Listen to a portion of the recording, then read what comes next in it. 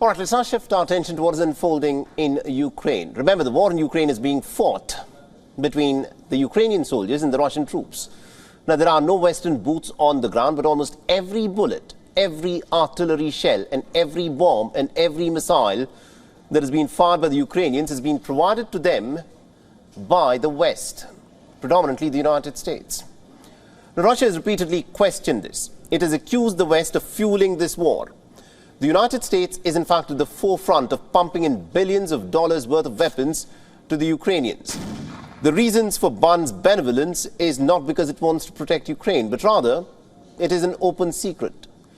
Moscow is raising these questions. It has directly questioned the White House on this. When Russia started its mission back in 2022, since then scores of nations have been at the forefront of providing military support to Kyiv, be it in the form of providing arms and ammunition, missiles, training Ukrainian military personnel, or even putting sanctions on Moscow. And one of the most vocal nations to voice its opinion on the Russian aggression is, of course, the United States of America, the country that leads the NATO military alliance. And this is, of course, why the reason the Russians say there is even a war in Ukraine. The United States has provided Ukraine with aid worth billions of dollars, from the Patriot air defense missile systems to the Mi-17 helicopters to artillery and tanks. And all of these have been provided to Ukraine to defend its borders.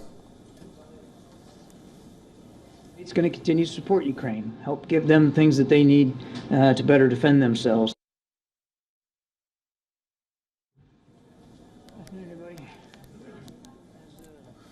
So you just heard John Kirby then, the U.S. National Security Council spokesperson, reiterate the U.S.'s stand on how Ukraine should use its weapons.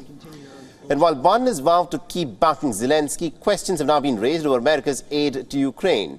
And in the latest, remember, a huge dam in the Russian-controlled area of southern Ukraine has been destroyed, unleashing a flood of water. The dam we're talking about is the Kakhovka Dam in the occupied region of Kherson. Ukraine and Russia have been quick to trade blame for the blast that has now put thousands of people at risk. But we still do not know as to who is responsible for the explosion at the dam, which resulted in the dam getting breached. Now, against the backdrop of the recent attack, the Russian Foreign Ministry spokeswoman Maria Zakharova has posed a direct question to the United States. She has said the U.S. authorities must give a concrete answer as to whether or not they know how American weapons are being used on the territory of Ukraine.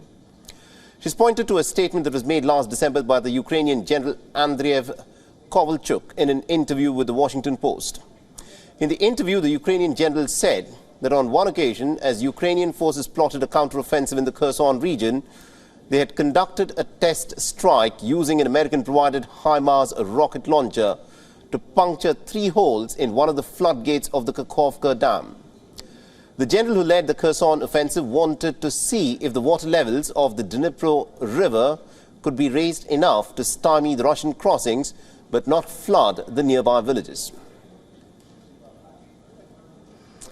All right, now to give us more perspective in terms of what is, of course, unfolding in the story, we're being joined by Mr. Frederick Fleets, who is the Vice Chairman at the America First Policy Institute, who is joining us live from Washington, D.C.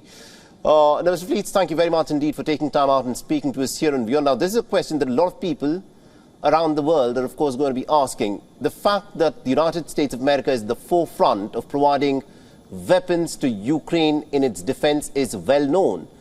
But this question that has been raised by the Russians is a pretty pertinent one. Does the United States know where the Ukrainians are using these weapons? It's a pleasure to be here. Well, I think it's a bit rich that the Russians are complaining that the Ukrainians could be using their weapons to attack inside Russia when Russia is attacking inside Ukraine. Now, the U.S. has asked the Ukrainians not to do that, and I would prefer that Ukraine not escalate the war. But I think this is inevitable as this war pushes on, as Russia continues to commit these the vicious humanitarian violations and destroying the country of Ukraine. War is ugly, and I think we're going to see things like that happen. Absolutely. Now, ever since the invasion began, and the West decided to, of course, arm Ukraine for its defense, what was made clear is that these weapons that were being supplied to Ukraine were being given for its defense, and that the West was not interested in escalating the war. But looking at what's been happening in the course of the last few weeks, where attacks have been carried out deep inside the borders of Russia, do you fear that the fact that these Western weapons being used by the Ukrainians to carry out these attacks could result in a greater escalation?